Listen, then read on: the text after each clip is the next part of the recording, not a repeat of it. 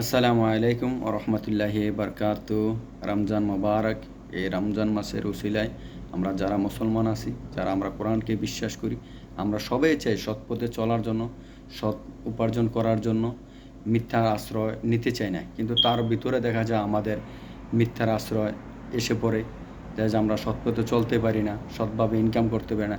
তাই বলবো, এই রমজান মাসের উসিলা যেমন আল্লাহ আমাদেরকে সবাইকে হেদায়েত দান করুক, আমরা যেমন সৎ পথে চলতে পারি, সৎ উপার্জন করতে পারি, মিথ্যার আশ্রয় থেকে বিরত থাকতে পারি।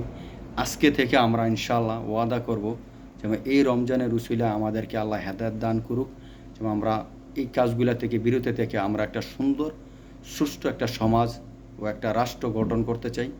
আমরা চাই এই ইসলাম সুন্দরভাবে আমাদেরকে একটা পথ দেখিয়ে দেয়, যে পথে আমরা সৎ পথে ফিরে আসতে পারবো। তো আমরা ইনশাআল্লাহ ধারণ করে নিব। ইনশাআল্লাহ আমরা আজ থেকে আমরা চেষ্টা করব সৎ পথে চলা, সৎ উপার্জন করা ও সৎ কথা বলা। ইনশাআল্লাহ আল্লাহ কবুল করে নেবে ইনশাআল্লাহ।